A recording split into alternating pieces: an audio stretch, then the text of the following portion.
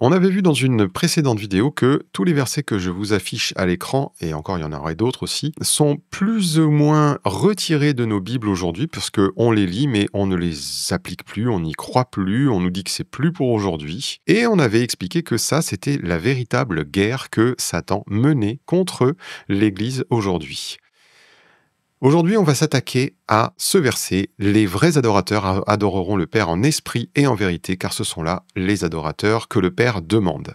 C'est Jésus qui dit ça à la Samaritaine. Donc on va parler de l'adoration. Et si vous pensez que l'adoration, c'est la louange, et si vous pensez que la louange, c'est la musique, alors je vous invite à plonger avec moi dans l'Écriture pour comprendre ce qu'est une adoration charnelle et pour donc arriver à une adoration en esprit, en vérité. Alors, dans cette vidéo, on aura 3 parties. Qu'est-ce que l'adoration ? Qu'est-ce que l'adoration en esprit ? Et une dernière partie qui concernera les églises actuelles qui sont pratiquement toutes en train de revenir à une adoration charnelle. Alors commençons tout de suite. Qu'est-ce que l'adoration ? Dès Genèse 4, nous lisons ceci. Au bout de quelque temps, Caïn fit à l'Éternel une offrande des fruits de la terre et Abel de son côté en fit une des premiers-nés de son troupeau et de leur graisse. On voit 2 types d'offrandes qui correspondent à 2 types d'adoration. Et l'Éternel porta un regard favorable sur Abel et sur son offrande, mais il ne porta pas un regard favorable sur Caïn et sur son offrande. Caïn fut très irrité et son visage fut abattu. Donc là, on constate une chose, c'est que une offrande est agréable à Dieu et l'autre, elle ne l'est pas. On peut tout de suite conclure donc que il y a une adoration dont Dieu ne veut pas. Et Ésaïe 1 nous le confirme au verset 11, il nous est dit ceci, « Qu'ai-je à faire de la multitude de vos sacrifices, dit l'Éternel, je suis rassasié des holocaustes, de béliers et de la graisse des veaux, je ne prends point plaisir au sang des taureaux, des boucs et des brebis. Quand vous vous présentez devant moi, qui vous demande de souiller mes parvis ? Cessez d'apporter de vaines offrandes, j'ai en horreur l'encens, les nouvelles lunes, les sabbats et les assemblées, je ne puis voir le crime s'associer aux solennités. Mon âme et vos nouvelles lunes et vos fêtes, elles me sont à charge, je suis las de les supporter. » Et dans Amos 5, verset 23, il nous dit « Éloigne de moi le bruit de tes cantiques, je n'écoute pas le son de tes luttes. » Vous voyez que malgré le fait que les Israélites apportaient à Dieu les offrandes demandées dans la loi du Lévitique, Dieu n'agréait pas ces choses. Il n'en pouvait plus de les supporter, il nous est dit. Alors on va comprendre ce qu'est la véritable adoration que le Seigneur demande. Donc dans Jean au chapitre 4, verset 19, on lit ceci. « Seigneur, lui dit la femme, donc c'est la Samaritaine qui parle à Jésus, je vois que tu es prophète. Nos pères ont adoré sur cette montagne, et vous dites-vous que le lieu où il faut adorer est à Jérusalem. Femme, lui dit Jésus, crois-moi, l'heure vient où ce ne sera ni sur cette montagne ni à Jérusalem que vous adorerez le Père. Vous adorez ce que vous ne connaissez pas, nous adorons ce que nous connaissons, car le salut vient des Juifs. Mais l'heure vient, et elle est déjà venue, où les vrais adorateurs adoreront le Père en esprit et en vérité, car ce sont là les adorateurs que le Père demande. Dieu est esprit, et il faut que ceux qui l'adorent en esprit et en vérité. » Donc ce texte, c'est quand même une clé sur l'adoration. Donc on a ici le terme adorer, proskuneo, qui veut dire baiser la main de quelqu'un en signe de révérence, ou parmi les orientaux, surtout les Perses, tomber sur les genoux et toucher le sol avec le front en expression de profonde révérence. Dans le Nouveau Testament, par agenouillement ou prosternation, rendre hommage, marquer son obéissance, aussi bien comme marque de respect que pour faire une supplication.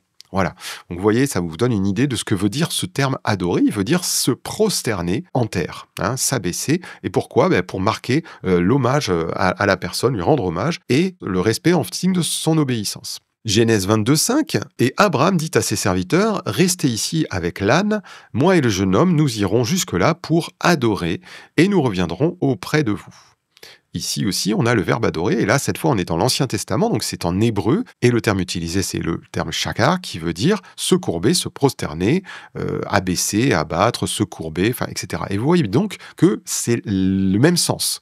Ces 2 mots, dans l'Ancien et dans le Nouveau Testament, en hébreu et en grec, ont le même sens, qui est de s'abaisser, se prosterner.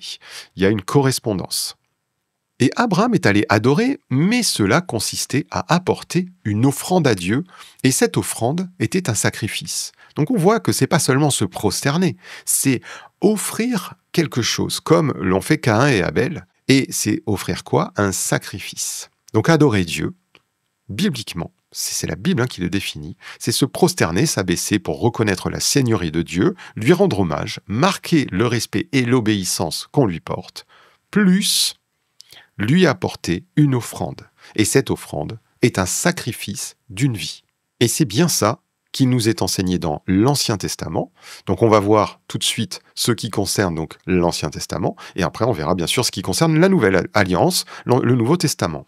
Deutéronome 16 nous dit « 3 fois par année, tous les mâles d'entre vous se prosterneront devant l'Éternel ton Dieu, dans le lieu qu'il choisira, à la fête des pains sans levain, à la fête des semaines et à la fête des tabernacles. On ne paraîtra point devant l'Éternel les mains vides. » Donc vous voyez, il y a la nécessité d'apporter quelque chose. Et ça nous est répété dans Exode 23:15 et Exode 34:20. Donc c'est quelque chose de constant. Alors pourquoi je vous prends ce texte? Parce qu'il est caractéristique. 3 fois par année. Donc il y avait des temps fixés dans l'Ancienne Alliance. Les sabbats, les fêtes, les nouvelles lunes, etc. Dans le lieu qu'il choisira, il y avait donc un lieu fixé, Jérusalem, le temple, ou le tabernacle dans le désert. Et ensuite, donc on ne paraîtra point les mains vides, eh bien il y avait des sacrifices précis à apporter à Dieu. Il y avait les holocaustes, les sacrifices de culpabilité, d'action de grâce, les libations qui étaient des offrandes liquides, des offrandes spécifiques, etc., etc. Vous voyez, tout ça, c'est ce qui composait l'adoration. On venait dans un lieu précis, à des temps fixés, avec des sacrifices précis. Et justement, dans 1 Roi 12 du verset 26 à 33, je vous mettrai le lien d'une vidéo que j'ai faite il y a des années sur cet épisode dans la description. Eh bien, Jéroboam a instauré un faux culte à l'Éternel. Il a détourné le peuple d'Israël de la véritable adoration que Dieu voulait dans l'Ancienne Alliance. Et ce péché très grave a perduré durant tout le temps des rois d'Israël et il a entraîné la chute du royaume d'Israël. Il n'y a que le royaume de Juda qui a subsisté, le royaume du Sud, tant qu'il a conservé, lui, le vrai culte. Donc il y avait 2 cultes, celui des Juifs du royaume de Juda, et puis celui des Samaritains au nord d'Israël, qui était donc ce faux culte. Et la question de la Samaritaine à Jésus, eh bien, elle porte précisément sur ce problème de l'adoration à Samarie ou à Jérusalem.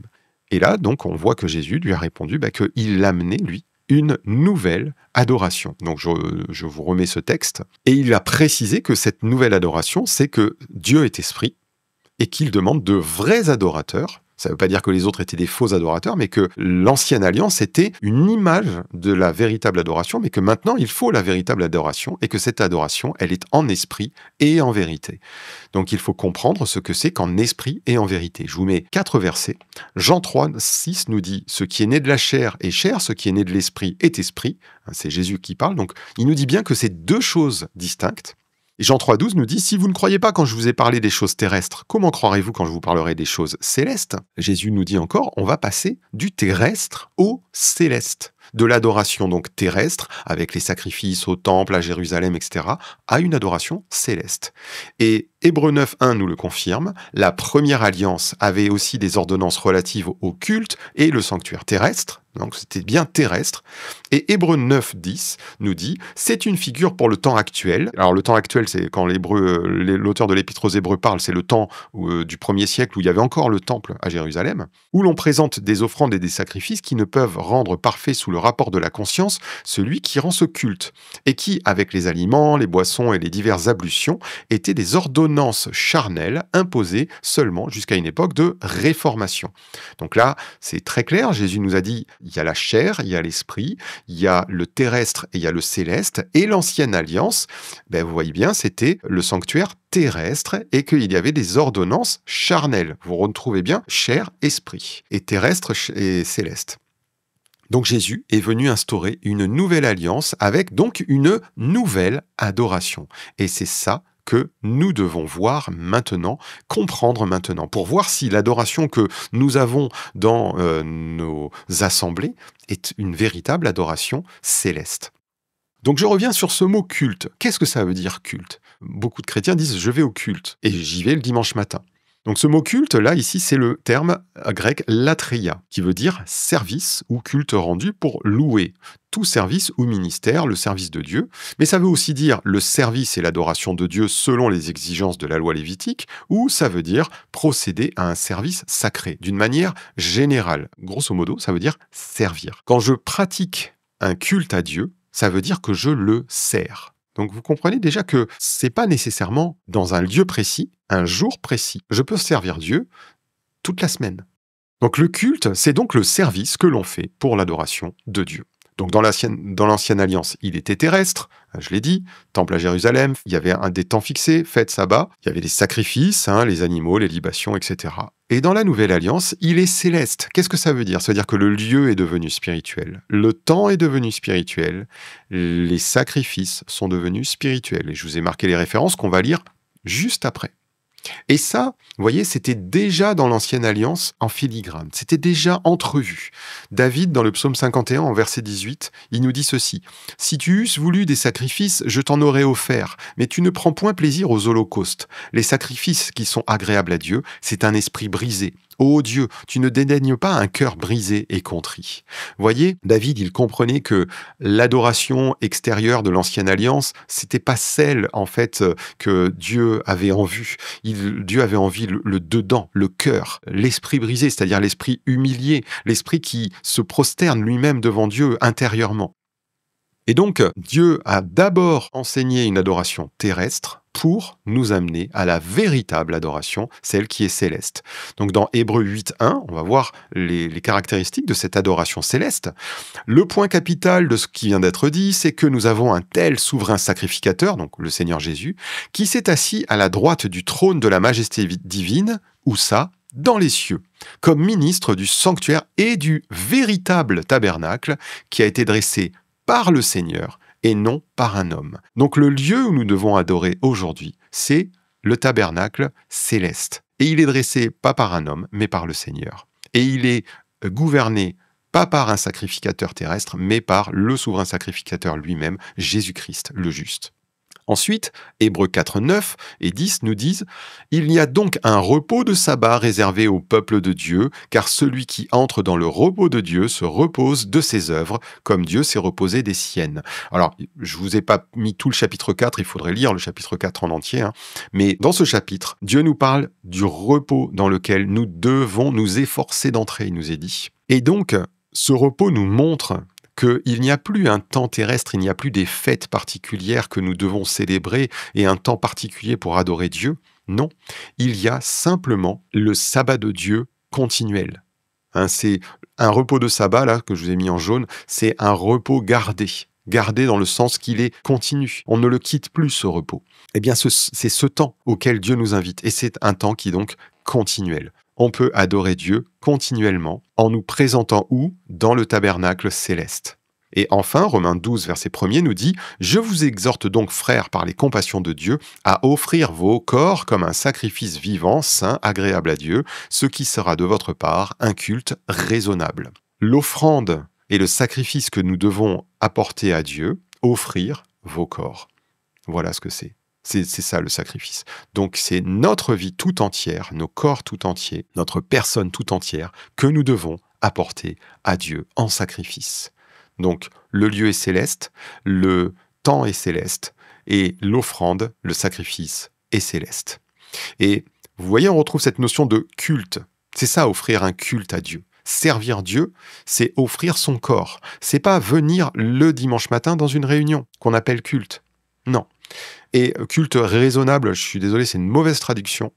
Le terme raisonnable veut dire logikos, et il veut dire appartenant au discours ou à la parole, on va y revenir, appartenant à la raison ou à la logique, ça c'est une seconde traduction. Ce qui est spirituel, appartenant à l'esprit, vous voyez. Donc en fait, on pourrait traduire ce qui sera de votre part un service spirituel. Vous voyez, le service spirituel, c'est pas de faire l'accueil dans une salle où on vient rendre un culte. Le service spirituel, c'est pas de nettoyer une salle qu'on appelle la salle de culte. Le service spirituel, c'est d'offrir son corps à Dieu. Voilà l'adoration véritable.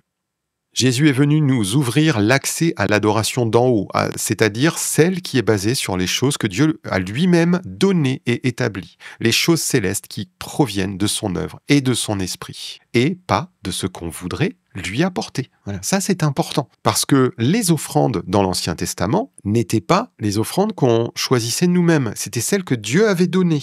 Et le sacrificateur était là pour dire ton offrande elle est ok ou ton offrande elle est pas ok. Si j'amenais un chat en sacrifice, le sacrificateur disait non, pas de chat. Un chien, non, pas de chien. On n'offre pas des chiens à Dieu. Voilà. On offre des béliers, des boucs, des brebis, etc., mais pas des chiens. Eh bien, de la même manière, dans l'adoration spirituelle qu'on offre à Dieu aujourd'hui, on n'offre pas n'importe quoi. On ne peut pas offrir n'importe quoi. Regardez, Caïn a donné les fruits de la terre, le fruit donc de son travail et de ses propres œuvres, ce qu'il avait choisi lui. Abel, lui, a donné une vie, qui elle-même, cette vie, venait de Dieu, puisque c'est Dieu qui lui avait donné ce petit animal. Et ce petit animal, c'était la subsistance de son troupeau. Donc il devait, en offrant cet animal, se remettre à Dieu pour sa survie à lui. Vous voyez ? Donc ces deux offrandes sont extrêmement différentes. Je ne vais pas détailler trop, mais c'est extrêmement important. L'adoration en esprit ne consiste pas à apporter à Dieu ce que nous avons choisi, ce qui nous plaît, ce qui nous est agréable. Cela consiste à adorer avec ce que Dieu a donné, ce qui lui est agréable, son Fils. Matthieu 3, verset 17 nous dit « Celui-ci est mon Fils bien-aimé, en qui j'ai trouvé mon plaisir ». Vous voyez, c'est ça ce qu'on peut apporter à Dieu, cette adoration qui lui plaît, c'est de lui apporter le sang de son Fils, la reconnaissance de son œuvre glorieuse. On avait un vieux cantique dans le temps qui nous disait « Tel que je suis, sans rien à moi, sinon ton sang versé pour moi ». Voilà ce qu'on pouvait apporter à Dieu. Je n'apporte pas à Dieu mes compétences, ma jolie voix ou que sais-je, ou ma technique. Je n'apporte pas à Dieu mes propres œuvres, j'apporte à Dieu ce qu'il m'a donné. Ce qui est bon, juste, agréable et parfait, tout ce qui vient de lui-même. Ainsi, l'adoration en esprit et en vérité commence par une foi, une confiance en Jésus-Christ. Son œuvre qui nous sauve, son œuvre qui nous a délivrés du péché, sa seigneurie, sa miséricorde, son amour, sa grandeur, etc. J'ai foi dans toutes ces choses. Et cette adoration, elle se poursuit par une foi, dans le sens de l'obéissance, cette fois, à Jésus. Pourquoi ? Parce que Jésus lui-même est celui qui a adoré le Père en faisant toute sa volonté. Jean 5, verset 19 nous dit « Jésus reprit la parole et leur dit « En vérité, je vous le dis, le Fils ne peut rien faire de lui-même, il ne fait que ce qu'il voit faire au Père. Et tout ce que le Père fait, le Fils aussi le fait pareillement. » Vous voyez, mais remplacez le Fils par vous-même et remplacez le Père par le Fils. C'est-à-dire qu'en fait, si vous voulez véritablement adorer Dieu, eh bien vous allez dire en vérité, moi, je ne peux rien faire de moi-même, je ne fais que ce que Jésus a fait. Et tout ce que Jésus a fait, je le fais aussi pareillement. C'est ça la véritable adoration. Jean 8 au verset 29 nous dit, Jésus nous dit, « Celui qui m'a envoyé est avec moi, il ne m'a pas laissé seul, parce que je fais toujours ce qui lui est agréable. » Et là encore, mon frère, ma sœur, si tu veux être un véritable adorateur, parle toi aussi de cette manière. Dieu est avec moi, il ne m'a pas laissé seul parce que je fais toujours ce qui lui est agréable. Évidemment, on va tous dire, ouais, mais des fois, j'ai pas fait ce qui lui était agréable. Eh bien, nous devons chercher ça. Jésus, dans Jean 15, alors je ne l'ai pas mis comme verset, mais il nous dit « Demeurez en moi et je demeurerai en vous. Si mes paroles demeurent en vous, je demeure en vous. » Et si mes paroles demeurent en vous ne signifie pas connaître les paroles de Jésus, c'est les mettre en pratique, bien sûr. Et donc ainsi, 2 Corinthiens 5, verset 15 nous dit « Et il est mort pour tous, afin que ceux qui vivent ne vivent plus pour eux-mêmes, mais pour celui qui est mort et ressuscité pour eux. » Aujourd'hui, la véritable adoration, c'est de vivre toute notre vie pour Jésus-Christ. Donc on a avant tout une adoration. L'adoration en esprit, c'est avant tout une adoration par la parole. Jésus est la parole qui a été faite chair. Jean 1, verset 14. « L'Esprit vient dans le croyant afin d'y demeurer éternellement. » Jean 14, 16. « Le Seigneur, c'est l'Esprit. » 2 Corinthiens 3, 17. Donc, la parole, c'est Jésus. Jésus, c'est l'Esprit. Et l'Esprit est en moi. Adorer par l'Esprit, c'est adorer avec la parole et par la parole. Les choses spirituelles passent par la parole. Galates 4, verset 6 nous dit « Et parce que vous êtes fils, Dieu a envoyé dans nos cœurs l'Esprit de son Fils, lequel crie « Abba, Père ». Ainsi, l'adoration en esprit se fait avant tout par la parole, donc par des paroles de louange et d'adoration, des chants, des hymnes, des cantiques spirituels. Et j'y reviendrai après, la louange, ce n'est pas que les chants. Donc l'adoration en esprit, c'est bien sûr avoir mis sa foi en Jésus, dans sa personne, c'est le suivre, garder sa parole, obéir en tout temps à sa parole, et c'est l'adorer par sa parole, au travers de sa parole, pour ce qu'elle nous dit, pour tout ce qu'elle nous enseigne, là où elle nous conduit, pour la paix du cœur qu'elle nous donne, etc. Et cela, on va le faire donc par nos paroles. On en verra des exemples concrets. Et donc le deuxième point, c'est que on a ensuite cette adoration en vérité, en esprit et en vérité. Et en vérité, qu'est-ce que ça veut dire ? Ça veut dire que cette adoration intérieure, elle va prendre forme extérieurement. Je vous en donne quelques exemples dans Philippiens 2, au verset 17, Paul est en prison et il va dire ceci aux Philippiens: « Et même si je sers de libation pour le sacrifice et pour le service de votre foi, je m'en réjouis et je me réjouis avec vous tous. » La libation, vous voyez, c'est les termes de l'Ancien Testament. L'adoration dans l'Ancien Testament, il y avait parfois des libations. Eh bien lui, le fait qu'il soit en prison et qu'il ait été mis en prison à cause de sa foi, mais il dit, ben voilà, c'est une libation, mais c'est pour le service de votre foi qu'il m'arrive ces choses-là. Et ça, c'est une forme d'adoration. Philippiens 4 et verset 18, « J'ai tout reçu et je suis dans l'abondance. J'ai été comblé de bien en recevant par Épaphrodite ce qui vient de vous comme un parfum de bonne odeur, un sacrifice que Dieu accepte et qui lui est agréable. » Dans la Nouvelle Alliance, il y avait les Philistins qui ont envoyé des biens, de l'argent probablement, à Paul. Et il dit, mais ça, c'est un sacrifice qui est agréable à Dieu. Voilà encore une autre forme d'adoration. Vous voyez, si j'ai une adoration intérieure, elle prendra nécessairement une forme extérieure. Et donc, Hébreux 13, versets 15 et 16, « Par lui, offrons sans cesse à Dieu un sacrifice de louange, c'est-à-dire le fruit de lèvres qui confesse son nom. Et n'oubliez pas la bienfaisance et la libéralité, car c'est à de tels sacrifices que Dieu prend plaisir. » Là encore, cette adoration intérieure, elle se transforme en une adoration extérieure par le fruit de lèvres qui confesse son nom. Vous voyez, c'est ça la louange. Confesser le nom de Jésus. Alors ça peut se faire par le chant, mais aussi ça peut se faire dans la confession. Je confesse à ma famille ma foi, je confesse à mes voisins ma foi, à des gens dans la rue. C'est une autre forme d'adoration. Et je vais également user de bienfaisance envers mes frères et mes sœurs dans la foi, venir en aide à mon frère qui est dans la difficulté, venir en aide à mon voisin, mon prochain, c'est pas nécessairement uniquement les frères et sœurs. Un autre exemple, 1 Corinthiens 5, versets 7 à 8 nous dit « Faites disparaître le vieux levain, afin que vous soyez une pâte nouvelle, puisque vous êtes sans levain, car Christ, notre Pâque, a été immolé. Célébrons donc la fête non avec du vieux levain, non avec un levain de malice et de méchanceté, mais avec les pains sans levain, de la pureté et de la vérité. » Donc là, cet exemple, il concerne, vous voyez, le temps dont je vous parlais. Tous ces versets nous parlent avec le langage de l'Ancienne Alliance, sacrifice, de bonne odeur, fête, libation, etc. Mais là, il nous dit, notre Pâque, c'est pas au printemps où on a la fête de Pâques. C'est pas ça. C'est Christ, notre Pâque. C'est lui, notre fête. Et c'est lui qu'on célèbre.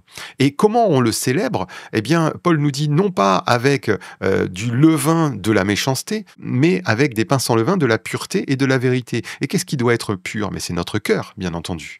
Donc, je vais paraphraser Paul en disant, ça sert à rien de dire, ah, merci Jésus, Jésus, je t'aime, Jésus, je t'adore, si dans mon cœur, j'ai des pensées impures, si dans mon cœur, j'ai de la convoitise, si dans mon cœur, j'ai de la rancœur ou de la haine envers mon frère ou ma sœur, etc. Pour célébrer véritablement Christ, je dois avoir un cœur pur. Voilà ce qu'il veut nous dire. Donc, il n'y a plus un temps de Pâques, il y a Christ notre Pâque. Voyez, c'est très très différent. Et donc enfin, Romains 12, verset 1er nous dit « Je vous exhorte donc, frères, par les compassions de Dieu, à offrir vos corps comme un sacrifice vivant, saint, agréable à Dieu, ce qui sera de votre part un culte raisonnable. » Là, en fait, pourquoi Paul ne nous dit pas d'offrir notre âme, d'offrir notre esprit, mais qui nous dit d'offrir nos corps? Parce que si j'offre mon corps, eh bien mon âme et mon esprit vont avec. Parce que je sache aujourd'hui, mon âme et mon esprit ne sont pas décorrélés de mon corps. Dieu ne veut pas ma voix, Dieu ne veut pas mon temps du dimanche matin, ou du samedi pour certaines dénominations. Dieu veut mon corps tout entier, toute ma personne, dans mes paroles et dans mes actes. Et si vous voulez quelques actes, eh bien je vous conseille de lire Romains 12 en entier, parce que Paul, par la suite, à la suite de ce verset que je viens de vous lire, nous donne tout un tas d'exemples d'actes. Je vais m'arrêter là pour cette vidéo, et on va voir dans une seconde vidéo, qui viendra demain, comment l'immense majorité des églises actuellement reviennent à une adoration charnelle, et comment s'en prémunir. Que le Seigneur vous bénisse.